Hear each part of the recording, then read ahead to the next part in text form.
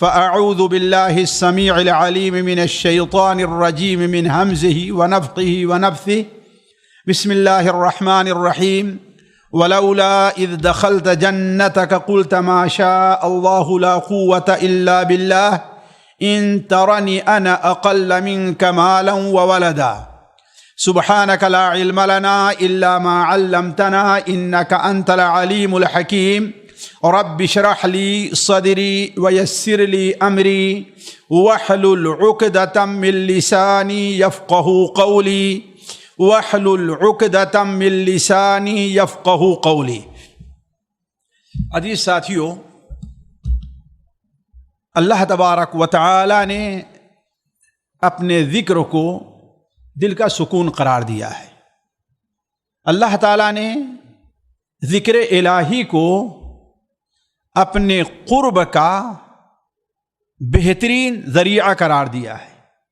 اللہ تبارک و تعالی نے ذکر کو انسان کے بہت سی کوتاہیاں، بہت سی کمیاں جو اللہ تعالیٰ کی عبادات کے سلسلے میں ہوتی ہیں، اللہ تبارک و تعالیٰ نے ذکر الہی کو اس کا عوض قرار دیا ہے۔ اللہ تعالیٰ نے ذکر کو لوگوں کی کوتاہیوں کے عوض نازل شدہ مصائب کا علاج اور ان سے بچنے کا سبب قرار دیا ہے۔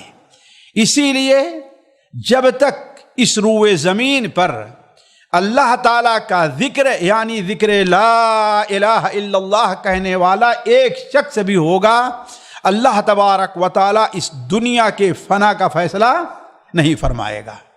جو ذکر اللہ تبارک و تعالیٰ کے نزدیک بڑی اہمیت کے حامل ہیں اور نبی کریم صلی اللہ علیہ وسلم نے ان کی بڑی اہمیت اور ان کی بڑی فضیلت بیان فرمائی ہے، ان میں ایک چیز حوقلہ ہے۔ کیا ہے وہ؟ حوقلہ یعنی لا حول ولا قوت الا باللہ پڑھنا۔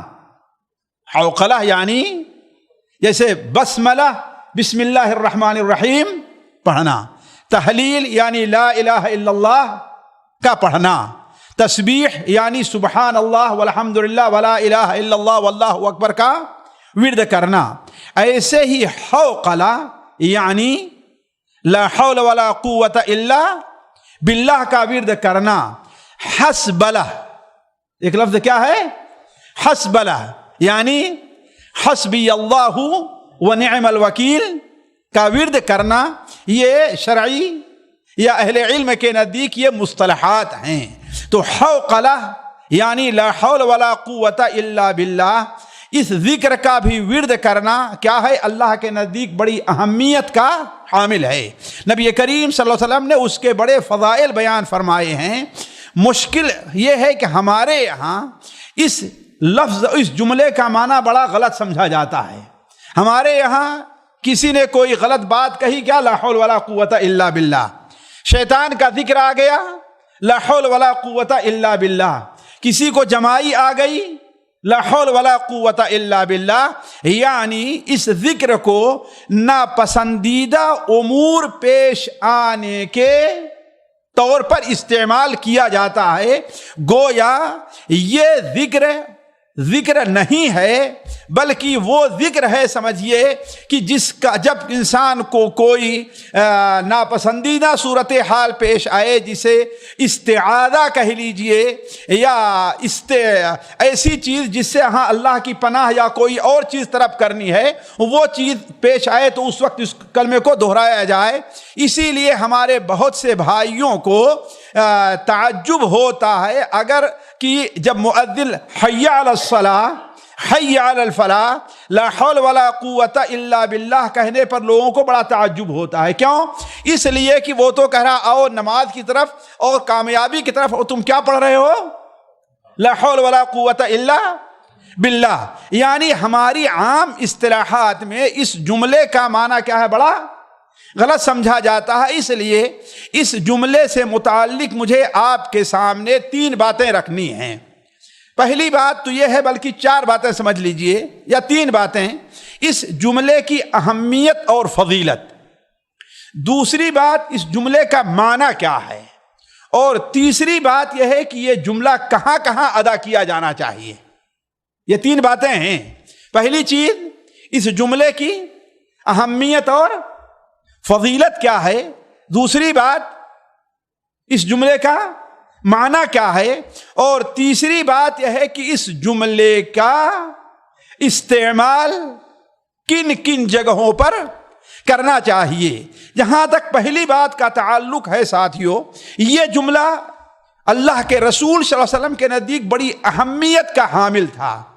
اس جملے میں اللہ تعالی کے سامنے بندہ گویا اپنی کامل عاجزی کا اعتراف کر رہا ہے۔ اس جملے کو اگر جملہ توحید بھی کہا جائے تو برا نہیں ہوگا، اگر کلمہ توحید بھی جملہ توحید بھی کہا جائے تو یہ برا نہ ہوگا۔ اس جملے میں گویا بندہ اپنی کامل عاجزی اور یہ کہ وہ کسی چیز کا مالک نہیں ہے اس کا اعتراف کرتا ہے۔ اسی لیے جب اسے نماز طرف دعوت دی جاتی ہے تو گویا بندہ یہ کہتا ہے کہ میں اس کے لیے تیار ہوں، اس عمل پر اللہ تبارک و تعالی سے مدد کا طلبگار ہوں، اس عمل پر اللہ تبارک و تعالی سے توفیق کا طلبگار ہوں۔ اسی لیے نبی کریم صلی اللہ علیہ وسلم اپنے خصوصی صحابہ، بلکہ مجھے 5 یا 6 صحابہ کے نام ملے ہیں جنہیں آپ صلی اللہ علیہ وسلم نے بڑی خصوصی طور پر اس ورد کے اس اہتمام کی وصیت کی تھی۔ مثال کے طور پر ایک صحابی حضرت حازم رضی اللہ تعالی عنہ ہیں، ان کی حدیث سنن ابن ماجہ میں ہے۔ وہ بیان فرماتے ہیں کہ ایک بار میرا گزر نبی کریم صلی اللہ علیہ وسلم کے پاس سے ہوا۔ آپ صلی اللہ علیہ وسلم نے مجھے بلایا اور کہا، یا حازم اکثر من قول لا حول ولا قوت الا باللہ، اے حازم لا حول ولا قوت الا باللہ اس جملے کا استعمال تم بکثرت کرو، اس کا ورد کرو، اس لیے کہ یہ جنت کے خزانوں میں سے ایک خزانہ ہے۔ ایک صحابی حضرت ابو ایوب انصاری ہیں جن کا نام آپ لوگ اچھی طرح سے جانتے ہیں۔ یہ وہ صحابی ہیں کہ نبی کریم صلی اللہ علیہ وسلم جب ہجرت کر کے مکہ مکرمہ سے مدینہ منورہ تشریف لے آئے تو آپ صلی اللہ علیہ وسلم کی ضیافت کا شرف کس کو ملا تھا؟ حضرت ابو ایوب انصاری۔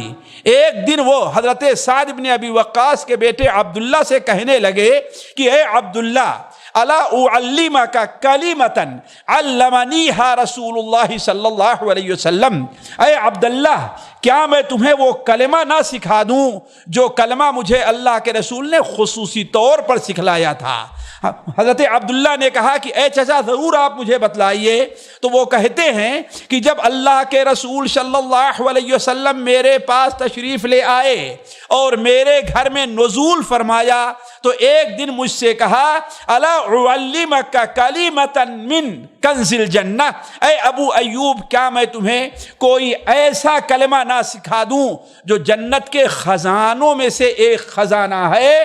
ہم نے کہا اے اللہ کے رسول میرے ماں باپ آپ کو پر قربان ہو، آپ ضرور سکھلائیے۔ تو آپ نے فرمایا، اکثر من قول لا حول ولا قوت الا باللہ، تم لا حول ولا قوت الا باللہ کا کثرت سے ورد کرو۔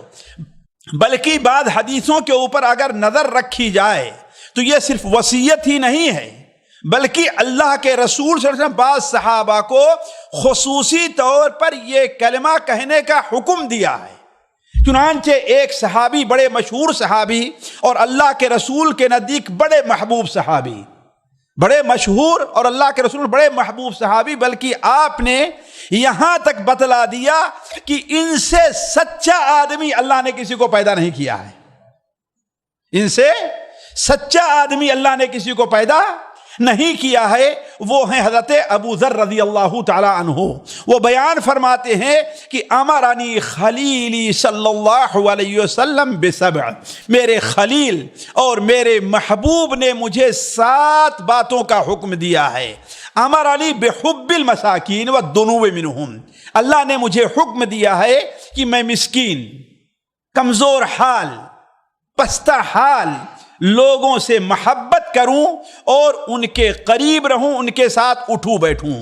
امرنی ان انظر الی من تحتی، مجھے حکم دیا ہے کہ جو میرے سے کم تر درجے کا ہے، مال میں کم درجے کا ہے، منصب میں کم درجے کا ہے، میں اس سے محبت کروں، اور مجھ سے زیادہ مال والا جو ہے، مجھ سے زیادہ حیثیت والا جو ہے، میں اس کی طرف نظر نہ کروں. یعنی میں عمومی طور پر اپنے کو کس سے، جو ہم سے کمتر ہیں، خاص طور پر دنیاوی معاملات میں، ان کی طرف جب نظر کروں گا تو اس کا مطلب یہ ہے کہ میں یہ سمجھوں کہ اللہ نے مجھے بہت کچھ نوازا ہے. اور جب اپنے سے اوپر والے کو دیکھوں گا تو اللہ تعالیٰ کی نعمتوں کا شکریہ ادا نہیں ہوگا.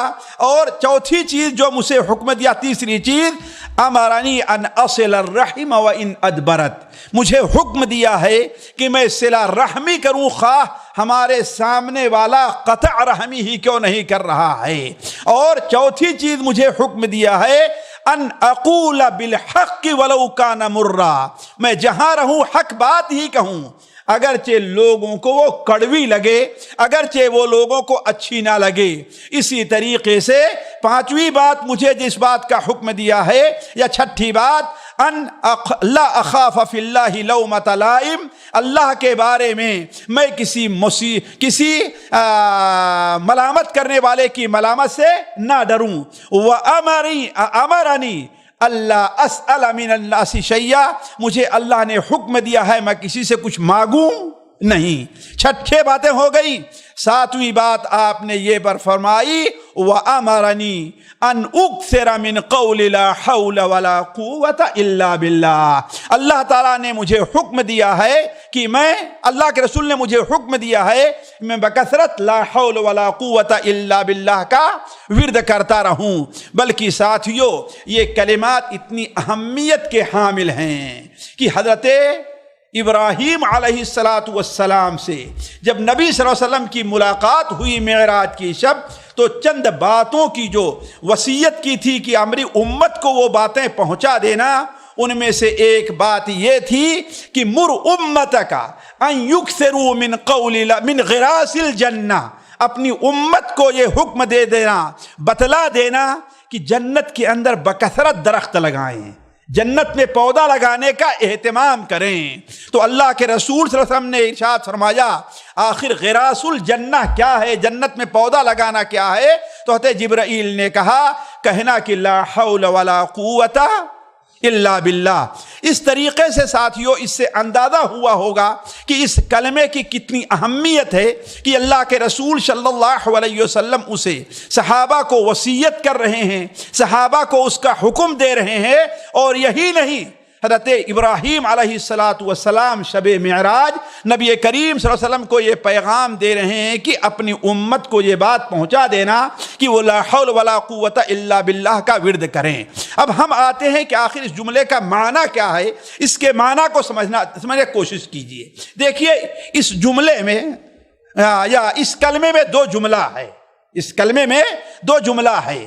جس طریقے سے لا الہ الا اللہ میں دو جملے ہیں، ایک لا الہ دوسرا الا اللہ، اسی طریقے سے اس کلمے میں بھی دو جملے ہیں، دو حصے اس کے ہیں اس جملے کے. کیا؟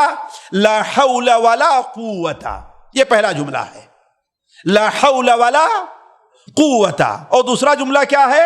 الا باللہ. لا حول ولا قوت کا کیا معنی کیا ہے؟ حول کے معنی ہوتا ہے ایک حالت سے دوسری حالت کی طرف آنا. اسی لیے سال کو کیا کہتے ہیں؟ حول، اس لیے کہ ایک سال بدل کر کے اب دوسرا سال آیا ہے. اسی سے ہیلہ بنا ہے کہ نہیں ہے؟ تو گویا جو چیز آپ کو درپیش ہے اس سے آپ کیسے دوسری حالت میں ہیلہ کر کے بدل جائیں. تو حول کا اصل معنی کیا ہے؟ ایک حالت سے دوسری حالت کی طرف آنا، حرکت کرنا. تو لا حول نہیں ہے کوئی حرکت، نہیں ہے کوئی ہیلہ، ولا قوت اور نہیں ہے کوئی قوت اور طاقت، الا باللہ مگر اللہ کی طرف سے، اللہ کی مدد سے.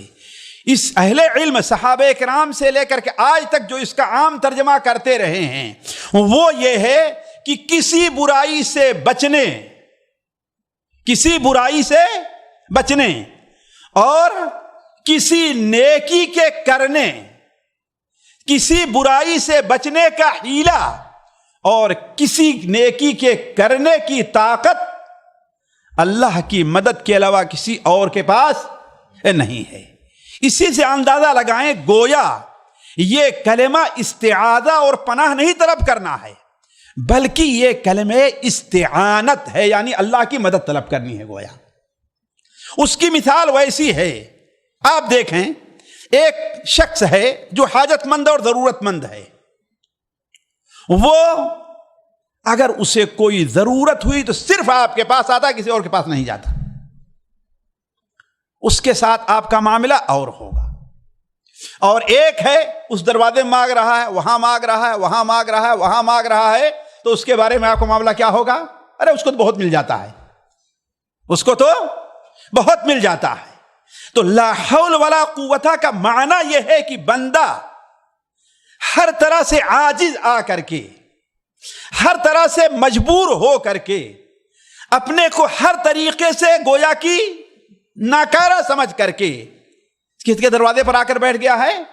اللہ تعالیٰ کے دروازے پر آ کر بیٹھا ہے۔ تو اسی لیے اہل علم کہتے ہیں یہ کلمہ کیا ہے؟ کلمہ استعانت ہے، یعنی گویا اللہ تعالیٰ سے بندہ مدد طلب کر رہا ہے، اللہ تعالیٰ سے۔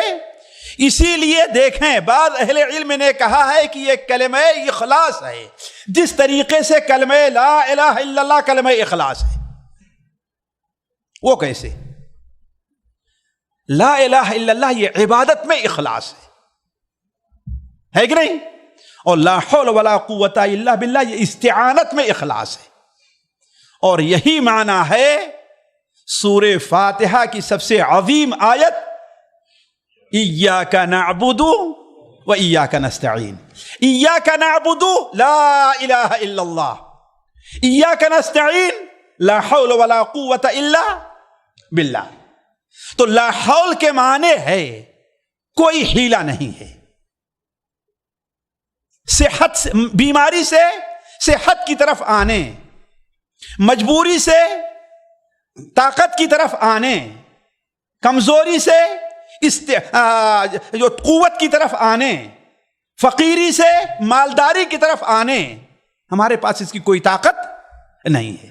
یہ اعتراف ہے، اور نہ ہی کوئی مفید چیز کے حاصل کرنے، کسی نیکی کے کام کے کرنے، کسی کو کچھ دینے، یہ طاقت ہمارے پاس نہیں ہے۔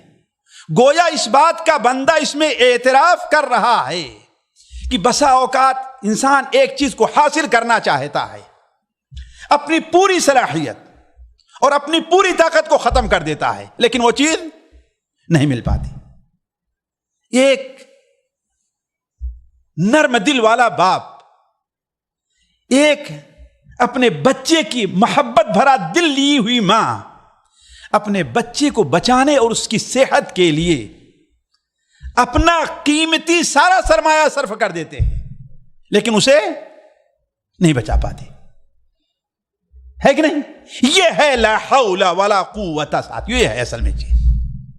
ایک شخص ہے، ہم دیکھتے ہیں کہ وہ شخص فلاں گناہ کو ضرور چھوڑنا چاہتا ہے، دل سے وہ گناہ نہیں کرنا چاہتا، دل سے اس سے نفرت کرتا ہے، لیکن نہیں چھوڑتا۔ وہ کوئی نیکی کا کام کرنا چاہتا ہے، اس کی خواہش رہا کرتی ہے، اس کے جذبات بھی رہا کرتے ہیں، لیکن اس کو اس کا حوصلہ نہیں مل پاتا۔ کیوں؟ یہ سارا کام کس کے پاس ہے؟ جی اللہ تعالیٰ کے پاس۔ جو چاہتا ہے وہی ہوتا ہے، اور جو نہیں چاہتا ہے وہ نہیں ہوتا ہے۔ وما تشاءون الا ان یشاء اللہ الا لہ الخلق والامر۔ اسی لیے تو اللہ تعالیٰ نے اس معنی کو قرآن مجید میں بہت جگہ بیان فرمایا ہے۔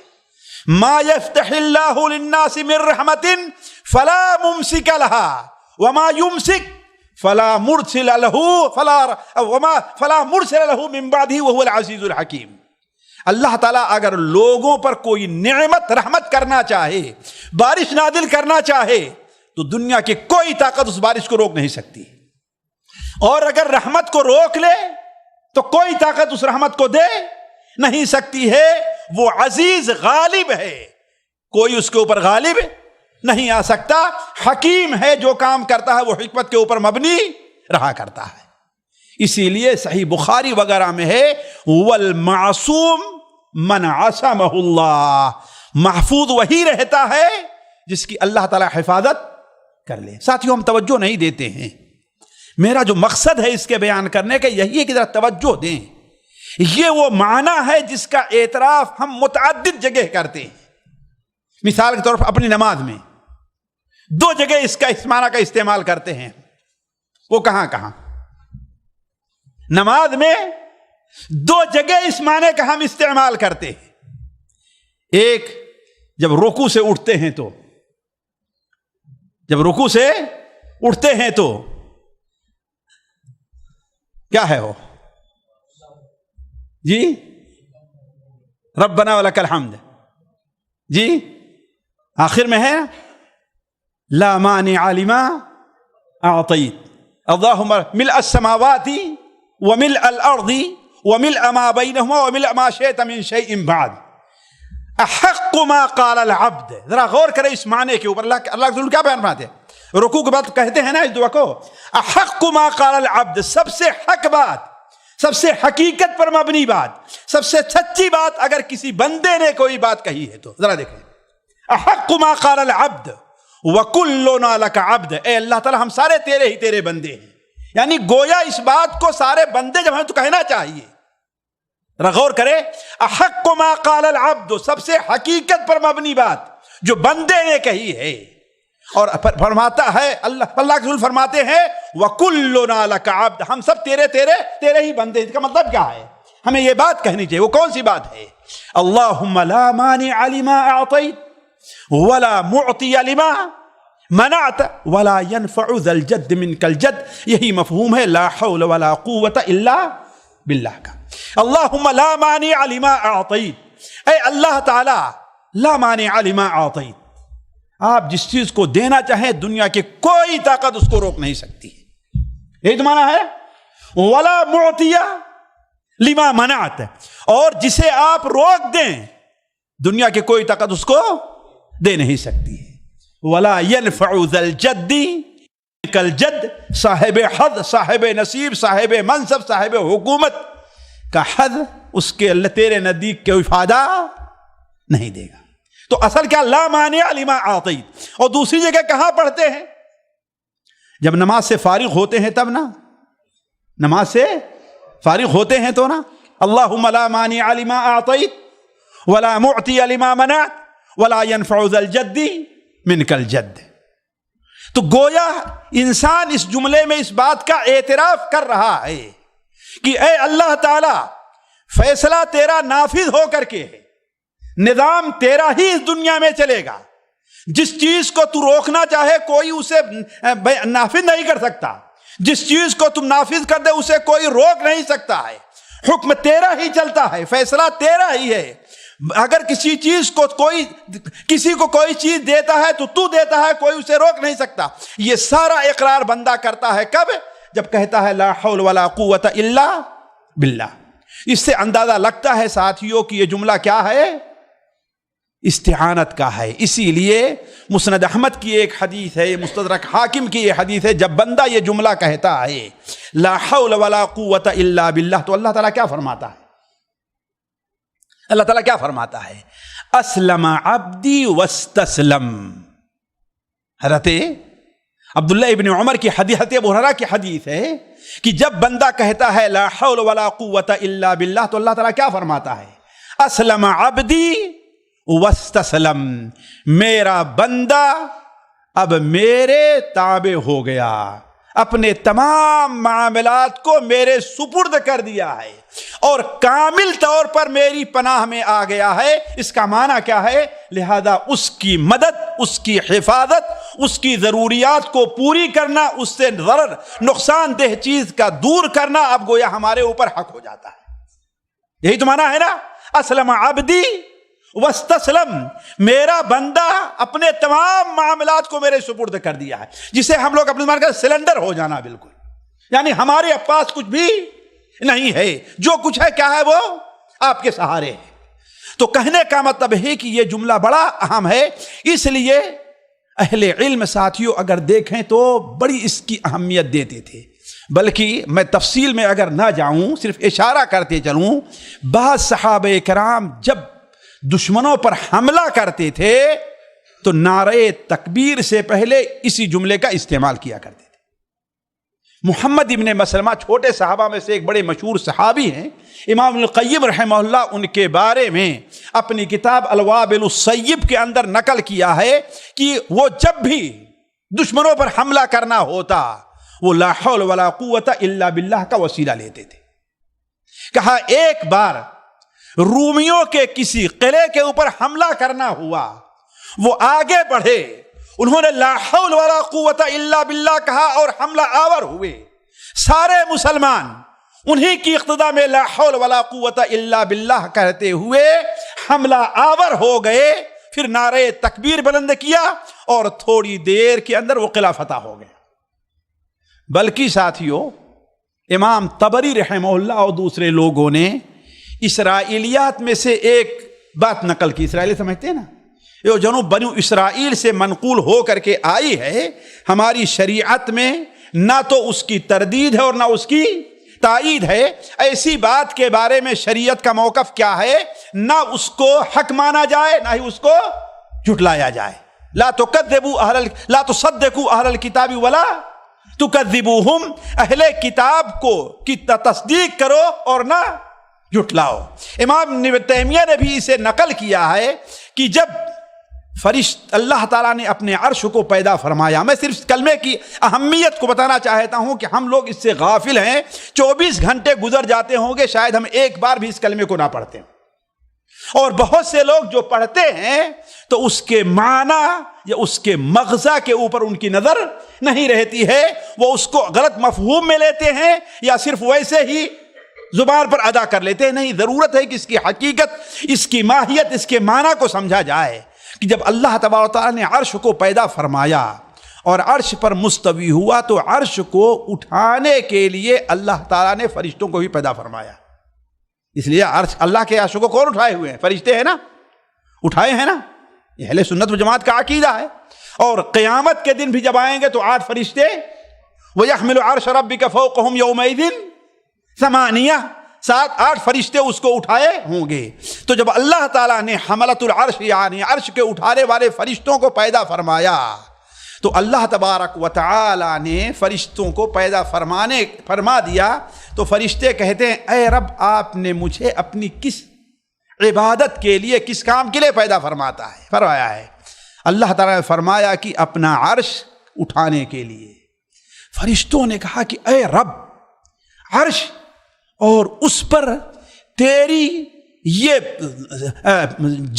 پرجلال اور پرعظمت تیری ذات اس کے اوپر ہے، ہم لوگ اس کو کیسے اٹھا سکتے ہیں؟ 1 بار 2 بار 3 بار معذرت کی، پھر اللہ تعالیٰ نے فرمایا کہو لا حول ولا قوت الا باللہ۔ کیا کہو؟ لا حول ولا قوت الا باللہ۔ جب فرشتوں نے یہ بات کہی، کیوں؟ اس لیے کہ یہ کلمہ مدد طلب کرنے کا ہے۔ گویا ہم اے اللہ آپ کے عرش کو بغیر آپ کی مدد اور آپ کی تائید کے ہم اٹھا نہیں سکتے ہیں۔ جب کہہ دیا تو فرشتوں نے آسانی سے عرش کو اٹھا لیا۔ تو یہ کلمہ بڑی عظمت والا ہے، اسی لیے ہمارے نبی صلی اللہ علیہ وسلم نے اس کلمے کی بڑی فضیلت بیان فرمائی۔ مثال کے طور پر پہلی فضیلت ہے کہ اللہ کے رسول صلی اللہ علیہ وسلم نے صحیح بخاری و مسلم میں ہے کہ اسے جنت کا ایک خزانہ قرار دیا ہے، اور بعض روایات میں ہے کہ عرش کے نیچے، اس لیے کہ اللہ تبارک تعالیٰ کا عرش کس کے اوپر ہے؟ جنت کے اوپر ہے نا۔ جنت اللہ کے عرش کے نیچے ہے، اور بالکل درمیان میں کیا ہے؟ اللہ تبارک و تعالیٰ کے عرش کے نیچے درمیان میں جنت الفردوس ہے۔ تو عرش کے نیچے کا ایک خزانہ جو ہے، وہاں سے اللہ تبارک و تعالیٰ نے اس کلمے کو نازل فرمایا ہے۔ اس کا 2 معنی ہوا ساتھیوں۔ ایک معنی تو یہ ہے کہ خزانہ جو انسان کے پاس ہوتا ہے اس کی بڑی حفاظت اور بڑی اہمیت کے ساتھ رکھتا ہے نا، ایسے ادھر ادھر، اور بڑی خاص محفوظ جگہ کے اندر رکھتا ہے۔ تو گویا یہ الکلمہ اللہ تعالیٰ کے نزدیک بڑی اہمیت اور بڑی فضیلت کا حامل ہونے کے ساتھ ساتھ دوسرا فائدہ یہ ہے کہ جو شخص اس کلمے کا اہتمام کرے گا اللہ تبارک و تعالیٰ گویا اسے کیا کرے گا؟ جنت میں داخل کرے گا۔ اسی لیے مسند احمد سنن ترمذی میں ہے کہ نبی کریم صلی اللہ علیہ وسلم ابو ہریرہ سے کہا اکثروا من قول لا حول ولا قوت الا باللہ فانہا من کنز من کنوز الجنہ، اے لوگو تم لا حول ولا قوت الا باللہ کا بکثرت ورد کرو، اس لیے کہ یہ جنت کے خزانوں میں سے ایک خزانہ ہے۔ اسی طریقے سے ساتھیوں قرآن حدیث میں اللہ کے رسول صلی اللہ علیہ وسلم نے لا حول ولا قوت الا باللہ کو جنت کا دروازہ قرار دیا ہے، اور لا الہ الا اللہ کو جنت کی کنجی بتایا گیا ہے کہ نہیں ہے؟ گویا یہ دروازہ ہے، اور یہ تو گویا کہ صرف ایک بات سے کہ لا الہ الا اللہ سے بندہ جنت میں نہیں ہے، بلکہ اس کے ساتھ لا حول ولا قوت۔ اسی لیے ہم نے کہا یہی معنی ہے ایاک نعبد و ایاک نستعین کا۔ ایاک نعبد، بغیر اللہ کی مدد کے کوئی آدمی صحیح اللہ کی عبادت، بغیر اللہ کی توفیق کے۔ اسی لیے دیکھیے اللہ تعالیٰ کے نیک بندے ہمیشہ اپنی عبادت کے لیے اللہ تعالیٰ سے مدد طلب کرتے رہے۔ حضرت موسیٰ علیہ السلام کو جب اللہ تعالیٰ نے نبوت کا بوجھ انہیں دیا تو انہوں نے کیا دعا کی تھی؟ کیا دعا کی تھی؟ رب اشرح لی صدری، اے اللہ میرے دل کو کھول دے، مجھے حوصلہ ہو، یہ میں اپنی طرف سے نہیں کر سکتا، اتنی بڑی ذمہ داری میں نہیں اٹھا سکتا، اللہ یہ کہ آپ کیا اشرح لی صدری ویسر لی امری واحلل عقدۃ من لسانی۔ کیا معنی ہے کہ میں اپنے طور پر نہیں، تیری مدد کے لیے ضرورت ہے، تیری مدد کی ضرورت ہے۔ اللہ کے رسول صلی اللہ علیہ وسلم حضرت معاذ ابن جبل سے کیا فرمایا؟ اے معاذ مجھے تم سے محبت ہے، کہا تھا نا، لہذا ہر فرض نماز کے بعد اس ذکر کو نہ چھوڑنا۔ وہ کون سا ذکر ہے؟ اعنی علی ذکرک، یعنی میں اپنی طرف سے تیرے ذکر اور تیرے شکر کے لیے مجھے تیری مدد کی ضرورت ہے۔ یہ ہے کلمہ لا حول ولا قوت الا باللہ۔ تو علی کل حال نبی کریم صلی اللہ علیہ وسلم نے لا حول ولا قوت کو الا باللہ کو جنت کا دروازہ قرار دیا۔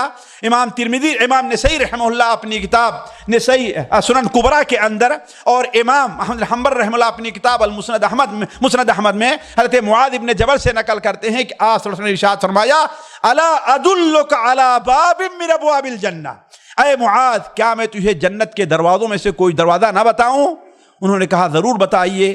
تو آپ نے فرمایا کہ لا حول ولا قوت الا باللہ، اور اس سے پہلے ابھی گزر چکا ہے کہ لا حول ولا قوت الا باللہ ایک بار پڑھ دینا جنت میں ایک پودا لگانا ہے، ایک بار پڑھ دینا جنت میں ایک پودا لگانا۔ اسی لیے ہمارے نبی صلی اللہ علیہ وسلم نے حضرت عبداللہ بن عمر کی حدیث ہے حکم دیا اکثروا من قولی لا حول ولا قوت اکثروا من غراس الجنہ، جنت کا میں بکثرت تم پودا لگاؤ، جنت میں تم بکثرت بہت زیادہ پودے لگاؤ، اس لیے کہ جنت کا پانی میٹھا ہے، اس کی زمین مٹی بڑی زرخیز ہے، اور اس میں پودا لگانا کیا ہے؟ لا حول ولا قوت۔ جیسے بعض روایت نے کہا سبحان اللہ، سبحان اللہ والحمد للہ ولا الہ الا اللہ واللہ اکبر ہے۔ اسی طریقے سے ساتھیوں بعض اہل علم کہتے ہیں قرآن مجید کی ایک آیت کے استدلال سے کہ اگر کسی کو کوئی نعمت مل جائے، بسا اوقات انسان کو نعمت ملتی ہے اور اس سے فائدہ نہیں اٹھا پاتا اور نعمت ضائع ہو جاتی، ایسا ہوتا ہے نا؟ جیسے سورہ کہف میں دو بھائیوں کا ذکر ہے نا، دو ساتھیوں کا، ہے کہ نہیں؟ ایک کو اللہ نے بہت دیا تھا اور دوسرے کو نہیں، لیکن پہلے کی نعمت ضائع ہو گئی نہیں ضائع ہوئی؟ باغ سے فائدہ ملا اس کو؟ نہیں ملا ہے۔ کیوں؟ اس لیے کہ اللہ تبارک و تعالی کی پناہ میں نہیں دیا اس نے، اس سے فائدہ حاصل کرنے کے لیے اللہ کی مدد درکار ہوتی ہے، اس نے وہ طلب نہیں کیا۔ اسی لیے اس کے بھائی نے کیا کہا تھا؟ وَلَوْلَا إِذْ دَخَلْتَ جَنَّتَكَ قُلْتَ مَا شَاءَ اللَّهُ لَا قُوَّةَ إِلَّا بِاللَّهِ، آخر جب جنت میں تو داخل ہوا ہے تو ما شاء اللہ لا قوت الا باللہ کہا کیوں نہیں تم نے؟ اگر تم کہے ہوتے تو اس نعمت سے اللہ تعالیٰ تمہیں فائدہ اٹھانے کی توفیق اسی لیے اہل علم کہتے ہیں اس آیت سے استدلال کرتے ہوئے، کسی کو اللہ کوئی نعمت دے اور اسے بہت بھائے، وہ نعمت گھر کی شکل میں ہے، نعمت اولاد کی شکل میں ہے، وہ نعمت تجارت کی شکل میں، کسی بھی شکل، کھیت کی شکل میں ہے، باغ کی شکل، کسی بھی شکل میں ہے، کچھ نہیں اچھے ساتھیوں کی شکل میں ہے، تو اسے کیا کہنا چاہیے؟ ما شاء اللہ لا قوت الا باللہ. جب یہ کہہ لے گا تو اللہ تعالیٰ اس نعمت کو باقی رکھتا ہے. پانچویں چیز ساتھیوں، مصائب سے نجات ہے، لا حول ولا قوت الا باللہ. مصائب اور پریشانیوں سے نجات ہے.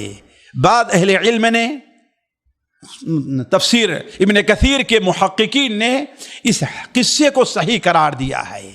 ایک صحابی تھے مالک الاشجعی، ان کا بیٹا تھا عوف. ایک بار وہ بیٹا دشمنوں کے قبضے میں چلا گیا، دشمنوں نے اسے پکڑ لیا، جیسا کہ اس وقت لڑائی کا معاملہ تھا، آپ جانتے ہیں. کہا کہ اللہ کے رسول صلی اللہ علیہ وسلم، پتہ چلا کہ بڑے پریشان ہیں دونوں ماں باپ. اللہ کے رسول صلی اللہ علیہ وسلم سے کہا کہ جاؤ تم ان سے بتا دو کہ بکثرت پڑھیں لا حول ولا قوت الا باللہ. چنانچہ وہ ماں باپ اٹھتے بیٹھتے ہر وقت کیا پڑھتے رہے؟ لا حول. ابھی چند دن نہیں گزرے تھے کہ اس کو نجات ملی اور دشمنوں سے اونٹ اور بکریوں کو ہکا کر لے کر کے چلا آیا ہے. ساتھیوں، اس کلمے کی اتنی اہمیت ہے کہ اللہ تعالیٰ نے اس کلمے کو گناہوں کا کفارہ قرار دیا ہے. گناہوں کا کفارہ یہ بڑی فضیلت ہے. لیکن کیا ہے، اب چند کلمات کے ساتھ اب تک جو ہم نے فضیلت بیان کی ہے وہ خالص لا حول ولا قوت الا باللہ کی ہے. اب جو چند فضائل ہیں وہ اس کے ساتھ بعد کلمات اور شریک ہیں. مثال کے طور پر حضرت عبداللہ ابن عمر کی روایت ہے مسند احمد میں، امام نسائی کی سنن الکبریٰ کے اندر، مستدرک حاکم میں، کہ اللہ کے رسول صلی اللہ علیہ وسلم نے ارشاد فرمایا ما علی وجہ الارض رجل، زمین پر کوئی بھی بندہ اگر کہتا ہے لا الہ الا اللہ واللہ اکبر سبحان اللہ والحمد للہ ولا حول ولا قوت الا باللہ، تو اللہ تعالیٰ اس کے گناہوں کو معاف فرما دیتا ہے، خاص سمندر کی جھاگ کے برابر ہی کوئی گناہ نہ ہو. اسی طریقے سے سنن ابو داؤد وغیرہ میں ایک حدیث ہے کہ ایک صحابی آتے ہیں بادیہ کے علاقے کے کہ اے اللہ کے رسول، میں بوڑھا ہو گیا، میری زبان چلتی نہیں، میں قرآن نہیں یاد کر پا رہا ہوں، تو مجھے کوئی ایسے کلمات بتائیے کہ میں ان کلمات کا ورد کرتا رہوں تو ہم اس کا بدل ہو جائے. اللہ کے رسول صلی اللہ علیہ وسلم نے ارشاد فرمایا، کہو سبحان اللہ والحمد للہ ولا الہ الا اللہ واللہ اکبر ولا حول ولا قوت الا باللہ. یہ قرآن کا بدل بن جائے گا. تو اور دلچسپی کی بات، اس نے کہا اے اللہ کے رسول صلی اللہ علیہ وسلم، یہ تو سارا اللہ ہی کے لیے، مجھے کیا ملے گا اس میں؟ ہے کہ نہیں ہے؟ سبحان اللہ والحمد للہ ولا الہ الا اللہ واللہ اکبر ولا حول ولا قوت الا باللہ. کہا یہ تو سب وہی بتائیے آپ نے جو اللہ تعالیٰ کے لیے، مجھے کیا ملنے والا ہے؟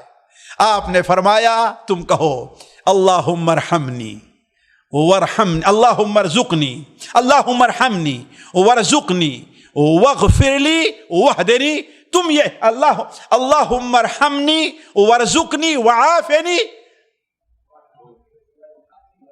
اللہم ارحمنی، اللہم ارحمنی ورزقنی وعافنی واہدنی. یہ چار کلمہ ہے.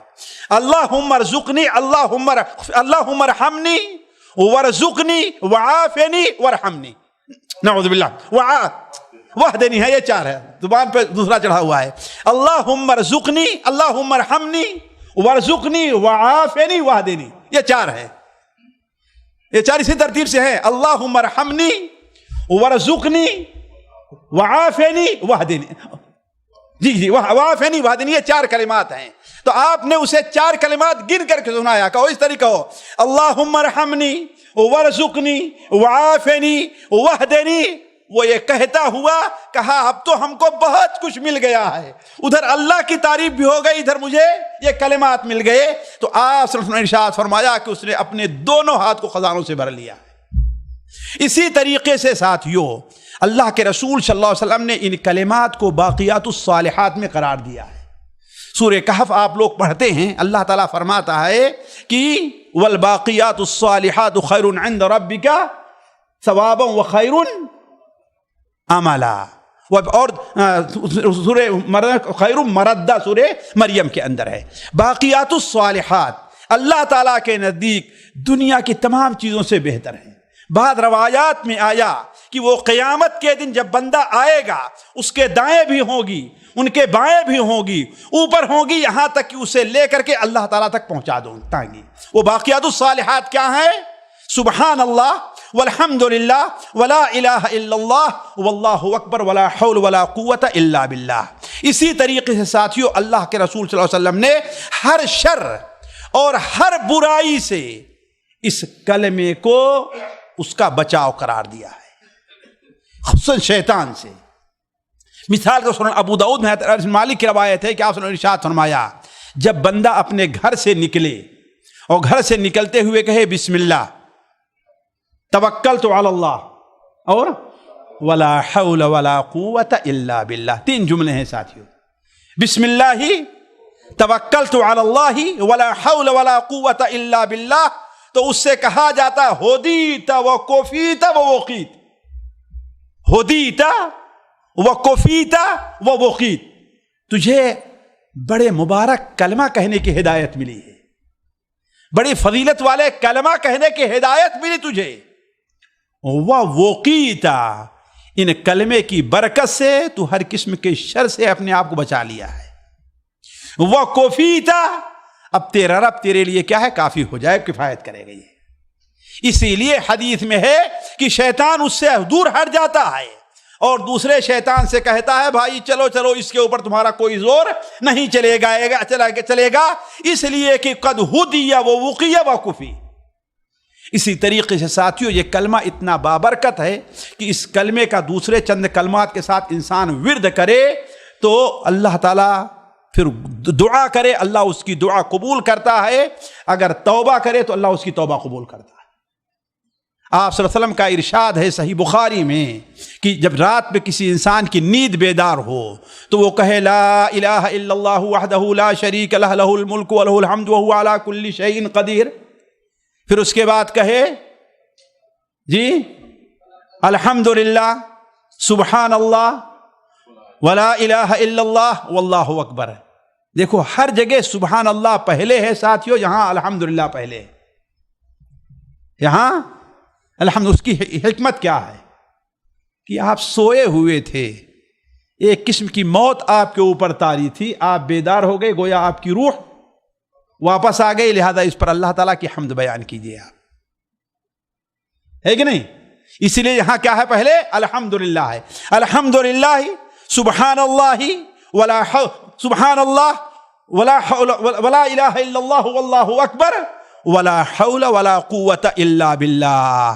تو آپ نے بیان فرمایا, اس کے بعد کہتا اللہم اغفر لی, او دعا یا دعا کرتا ہے تو استجیب لہ, اس کی مغفرت کر دی جاتی, اس کی دعا قبول کی جاتی ہے. اور پھر اٹھ کر کے نماز پڑھے تو اللہ تعالیٰ اس کی نماز کو قبول کرتا ہے. اسی طریقے سے ایک فضیلت اور ہے ساتھیوں, اور اسی پر اکتفا کرتا ہوں. پھر اس کے بعد آتے ہیں کہاں کہاں پڑھنا چاہیے. فضیلت ہے کہ اگر کسی کو موت کے وقت یہ کلمہ نصیب ہو جائے, اب تک صرف ہم لوگ لا الہ الا اللہ سنتے ہیں نا, وہ ہے, لیکن اسی کے ساتھ ساتھ یہ بھی ہے اگر کسی کو لا حول ولا قوت موت کے وقت نصیب ہو جائے تو وہ جنت میں جائے گا. کہاں جائے گا وہ؟ جنت میں جائے گا. امام ترمذی اپنی سنن میں حضرت ابو سعید خدری حضرت برا دونوں سے نقل کرتے ہیں کہ اللہ کے رسول صلی اللہ علیہ وسلم نے ارشاد فرمایا کہ جب بندہ کہتا ہے لا الہ الا اللہ واللہ اکبر تو اللہ فرماتا ہے کہ اس بندے نے سچ کہا ہے, یقیناً لا الہ الا انا وانا اکبر, میرے علاوہ کوئی عبادت کے لائق نہیں اور میں سب سے بڑا ہوں.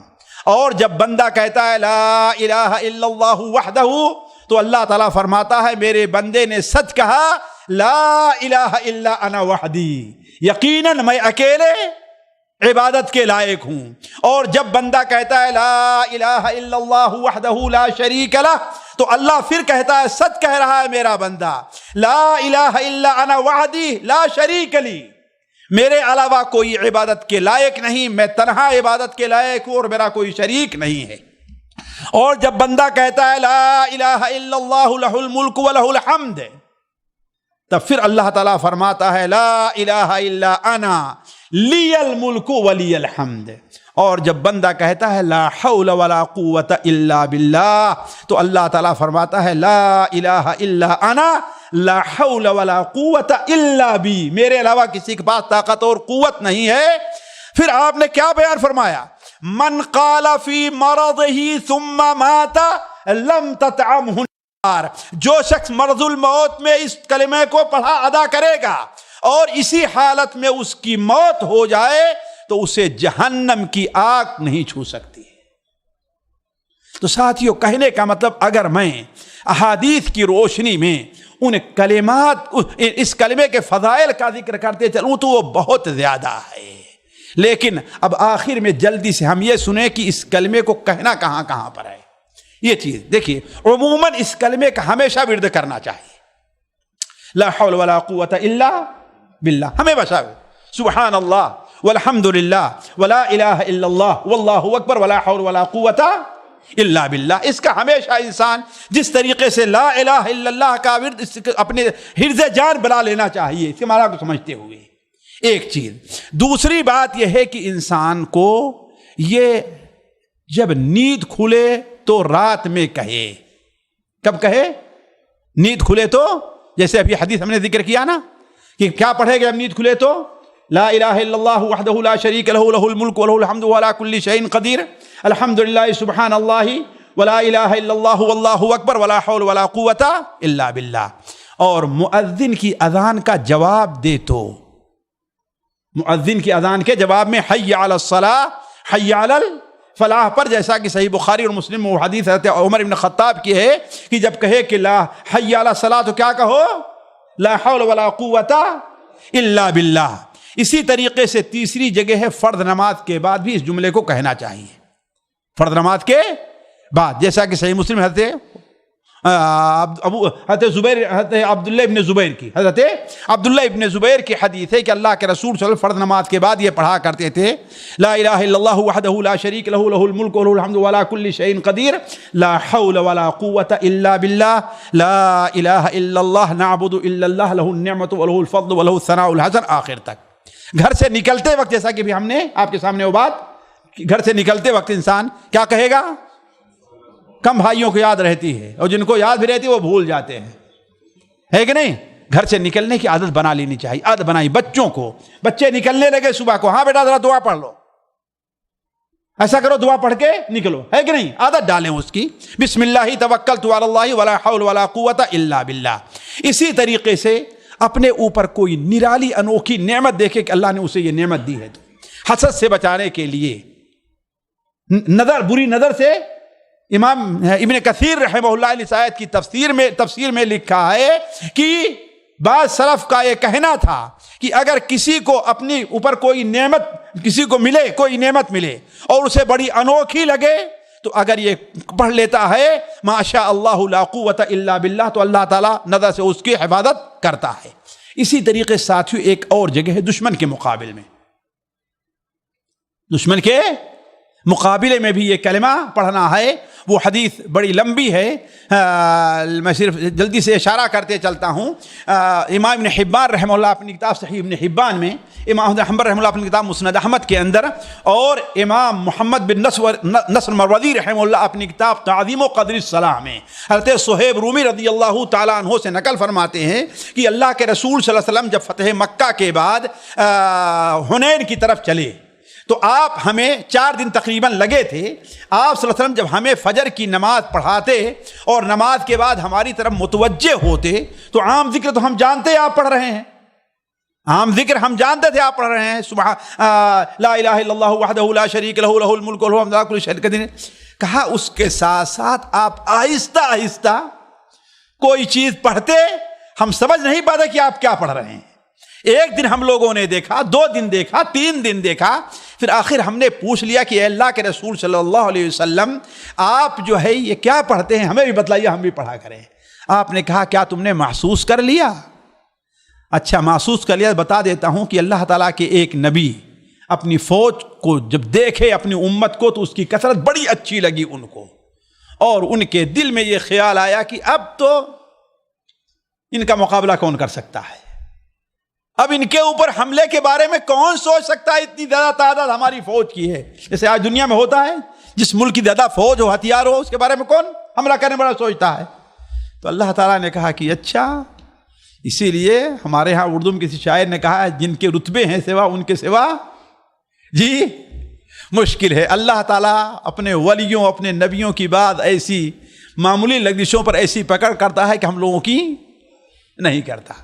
تو کہا اچھا، رب کہاں گیا؟ تم لوگ اپنی طاقت سے لڑتے ہو۔ کہا کہ ٹھیک ہے، اب 3 صورتوں میں سے کسی ایک کا انتخاب کر لو، اس کے علاوہ چارہ نہیں ہے۔ کیا؟ یا تو اب دشمن کا ان کے اوپر غلبہ ہو جائے گا، یا ان کو موت، بھوک ان کے اوپر مسلط کر دی جائے گی، اور تیسری چیز ایسی بیماری آئے گی کہ موت ان کے اوپر۔ تو انہوں نے کہا کہ اے اللہ تعالیٰ، میں اپنی قوم سے مشورہ کر لوں۔ قوم سے مشورہ کیا تو قوم نے کہا آپ اللہ کے نبی ہیں، جو فیصلہ کریں گے ہم قبول کریں گے۔ تو وہ نماز پڑھے، وضو کیے، نماز پڑھے، نماز پڑھنے کے بعد اللہ تعالیٰ سے دعا کی کہ اے اللہ تبارک و تعالیٰ، دشمن تو مسلط نہ کر، ورنہ نہ کسی چھوٹے کی عزت رہتی ہے نہ بڑے کی عزت رہتی ہے۔ ان الملوک اذا دخلوا قرية افسدوها وجعلوا عزة اهلها اذلة وكذلك يفعلون۔ جب کوئی بادشاہ کسی ملک پر غالب آتا ہے تو افسدوها، اسے کیا ہے؟ برباد کر دیتا ہے، اور جو ذلیل عزیز رہتے ہیں ان کو ذلیل کر دیتا ہے۔ ظاہر بات، تخت پر بیٹھے تھے، جیل میں اٹھا کے ڈال دیتا ہے کہ نہیں ہے؟ یہ ذلیل ہی تو کرنا ہوا نا۔ تو ایسا کر اللہ تعالیٰ بھوک بھی مسلط نہ ہو، اس لیے کہ بھوک سے بڑی تکلیف ہوتی ہے، اور بھوک کی مجبوری میں آ کر کے انسان بہت کچھ کر جاتا ہے۔ البتہ موت مسلط کر دے۔ آپ صلی اللہ علیہ وسلم نے ارشاد فرمایا کہ 3 دن کے اندر ان کے 70 یا 75 ہزار لوگ موت کی گھاٹ اتر گئے۔ کہا میں آج جب تمہاری ہم نے کثرت دیکھی ہے، تمہاری کثرت دیکھی تو اس نبی کا واقعہ یاد کیا، اور میں یہی دعا پڑھتا ہوں، کیا؟ اللہم بک اقاتل وبک احاول وبک اصاول ولا حول ولا قوت الا بک۔ اللہم بک اقاتل، اے اللہ تعالیٰ میں لڑتا ہوں تیری مدد ہی سے، وبک اصاول، میں حملہ کرتا ہوں تیری ہی مدد سے، وبک احاول، ہماری جتنی کوشش ہے وہ تیری ہی مدد سے ہے، ولا حول ولا قوت الا بک، تیرے علاوہ کسی کے پاس طاقت اور قوت نہیں ہے۔ تو دشمن کے اوپر حملہ اسی طریقے سے ساتھیوں، وہ تو حدیث بڑی لمبی ہے، نبی کریم صلی اللہ علیہ وسلم جو تہجد کے لیے اٹھتے تھے تو ایک لمبا سا ذکر پڑھتے تھے۔ یہ حضرت عبداللہ ابن عباس کی حدیث ہے، جس کے آخر میں ہے کہ اللہ کے رسول صلی اللہ علیہ وسلم پڑھا کرتے تھے، فاغفر لی ما قدمت وما اخرت وما اسررت وما اعلنت انت المقدم وانت المؤخر لا الہ الا انت لا الہ غیرک ولا حول ولا قوت الا بک۔ اللہ کے رسول صلی اللہ علیہ وسلم تہجد کے لیے اٹھتے تھے، اس دعا کو پڑھا کرتے تھے۔ اسی طریقے سے بعض ایسے علاقے، اس کے اوپر ذرا ہمارے بعض بھائی بہت سوال کرتے ہیں، توجہ دیں۔ بعض ایسے علاقے جہاں پر بدشگونی بہت عام ہوتی ہے، بدشگونی سمجھتے ہیں نا، برا فال لینا۔ مثال کے طور پر عام طور پر بعض علاقے میں ہوتا کیا ہے، بعض شہروں کے بالکل مدخل پر کوئی بابا کا مزار رہتا ہے یا کوئی مندر رہا کرتا ہے، تو لوگ جب عرس کا زمانہ آتا ہے اور سب آتا ہے تو وہاں بانس باندھ کر کے کھڑے ہو جاتے ہیں، چندہ دے کر کے جاؤ، نہیں تو نہیں جاؤ، ہے نا۔ اور پہلے جا رہے ہو بابا کو وہاں کچھ سجدہ کر جاؤ، ورنہ جو ہے تمہارا آگے بڑا نقصان ہو جائے گا، بڑا نقصان ہو جائے گا۔ اور ایسا ہوتا بھی ہے، شیطان ان کے ساتھ ہے نا۔ اگر اللہ تعالیٰ کا ورد کر کے اپنے آپ کو مضبوط نہیں کیے ہوئے ہیں تو شیطان آپ کی گاڑی کو پنچر بھی کر سکتا ہے۔ آپ کام کرنے جائیں، آپ کو کام نہیں مل سکتا، شیطان آپ سے لوگوں کو پھیر بھی سکتا ہے۔ اللہ تعالیٰ نے شیطان کو یہ اتنی طاقت دی۔ یہ بڑے ایمان کا معاملہ ہوتا ہے ساتھیوں۔ تو جس علاقے میں اس قسم کی چیز ہو، اگر کوئی ایسی چیز پیش آئے جس سے لوگ بدشگونی لیتے ہیں، مثال کے طور پر دکان کھولے صبح کو اور پہلا آدمی آ گیا ادھار لینے کے لیے، ہے کہ نہیں؟ لوگ بدشگونی لیتے کہ نہیں لیتے ہیں؟ حالانکہ یہ شگون، اچھا شگون لینا چاہیے کہ ہم اسے قرض دے، اللہ مدد کر رہے ہیں، اللہ تعالیٰ میری پورے دن ہماری تجارت میں برکت دے گا، ہے نا۔ یہ سوچنے کے بجائے شیطان نے کس طرف لگایا ہے؟ کہتے ہیں ارے بھائی ابھی تک بوہنی نہیں ہوئی ہے، انتظار کرو کوئی آئے نقد لے لے، تم کو ہم دے دیں گے، ابھی تم کو ادھار نہیں دیں گے. یہی ہوتا ہے نا. دیکھیں شیطان بالکل الٹا کر دیا ہے. جو اللہ کی برکت کی چیز ہے، کسی کو مجبور کو ادھار دیں گے، نیت کریں آپ قرض کا ثواب ملے گا نا، آپ کو قرض دینے کا آپ کو اجر ملنے والا ہے. تو شیطان نے کس طرف لگایا ہے؟ ایسی کہیں پر صورت حال ہو اور انسان اپنے ایمان کے لحاظ سے اتنا قوی نہ ہو، خطرہ ہے کہ آج ہم نے ادھار تو دے دیا ہے اور ہو سکتا ہے کہ شیطان ہم سے لوگوں گراہکوں کو پھیرتا رہے، یا اللہ کی قدرت سے اللہ کی آزمائش ہمارے اوپر آئے، گراہک نہ آئے، تو آپ کے دل میں کیا ہوگا؟ ارے کاش کہ ہم نے اس کو نہ دیا ہوتا. تو ایسے خیالات جہاں پر آئیں، ایسے موقع پر کیا کرنا چاہیے؟ اللہم لا یأتی بالحسنات الا انت ولا يدفع السیئات الا انت ولا حول ولا قوة الا بک. سنن ابو داؤد کے اندر یہ حدیث ہے، حضرت عروہ ابن عامر ایک صحابی ہیں، وہ بیان کرتے ہیں کہ آپ نے کیا بیان فرمایا؟ اگر کسی کو کوئی ایسی صورتحال پیش آئے تو اسے کیا کہنا چاہیے؟ اللہم لا یأتی بالحسنات الا انت ولا يدفع السیئات الا انت ولا حول ولا قوة الا بک. اسی طریقے سے صبح کی ایک دعا ہے، اللہ کے رسول صلی اللہ علیہ وسلم نے حضرت زید ابن ثابت کو بھی سکھلائی تھی. اس کے اندر بھی اس بات کا ذکر ہے لا حول ولا قوت الا باللہ کا. اسے بھی انسان اگر اس کا اہتمام کرے دعا کے طور پر حدیث کے لحاظ سے اس میں قدر ضعف ہے، اس کو میں واضح کر دوں، لیکن بطور دعا کے پڑھنے میں کوئی حرج نہیں ہے. اس کے اندر اللہ کے رسول نے ارشاد فرمایا کہ اگر کوئی شخص کہتا اللہم ما قلت من قول او حلفت من حلف او نذرت من نذر فمچیتک بین یدی، اے اللہ تعالی ہم نے جو بات بھی کہی ہے، ہم نے جو حلف بھی اٹھائی ہے، جو نذر بھی مانی ہے، اس میں سب سے اہم کیا ہے؟ آپ کی مشیت ہے. ما شئت منہ کان ما لم یشأ لم یکن، جو تو چاہے گا وہ ہو کر کے رہے گا اور جو نہ چاہے گا وہ ہو کر کے نہیں رہے گا. لہذا لا حول ولا قوت الا بک انک علی کل شیء قدیر، تیرے علاوہ کسی کے پاس نہ طاقت اور قوت ہے، تو ہر چیز کے اوپر قادر ہے. تو ساتھیو، عرض کرنے کا مقصد یہ ہے کہ ایک کلمہ بڑا پیارا ہے. اللہ تعالیٰ سے گویا بندے کا مدد طلب کرنا ہے، اللہ تعالیٰ سے استعانت طلب کرنا ہے. لہذا اس کلمے کا اہتمام اس کے معنی کو سمجھ کر کے کرنا چاہیے. اللہ تعالیٰ سے دعا ہے کہ اللہ تعالیٰ ہمارا اور آپ کا اعتماد اپنے اوپر بنائے.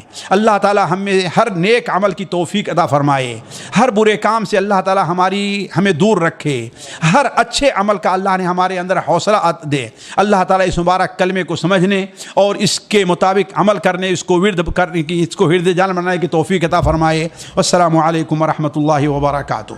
سامعین کرام، ہمارے علمی اور عوامی دروس اور سوال و جواب کی مجلسوں سے آپ خود بھی مستفید ہوں اور اپنے دوست و احباب کے ساتھ بھی شیئر کریں. عین ممکن ہے کہ آپ کے شیئر سے کسی کی اصلاح اور آپ کے لیے صدقہ جاریہ بن جائے. واٹس ایپ پر اسلامک میسج حاصل کرنے کے لیے نمبر نوٹ فرمائیں: یعقوب عزیز 00966 5089 59707. واٹس ایپ سوال جو آپ گروپ میں ایڈ ہونے کے لیے نمبر نوٹ فرمائیں: عبدالسلام عمری 00966 502627 نمبر بھیجتے ہوئے نام اور پتہ ضرور لکھیں. اسی طرح ہمارے یوٹیوب چینل اسلامی دعویٰ کو ضرور سبسکرائب کریں تاکہ ہماری ہر نئی اور اہم ویڈیو کی اطلاع آپ کو فوری حاصل ہو جائے. تمام دروس، مقالات اور سوال و جواب سیریز کے لیے ہماری مشہور ویب سائٹ www.islamidawah.com کا مشاہدہ کرتے رہیں. السلام علیکم ورحمۃ اللہ وبرکاتہ.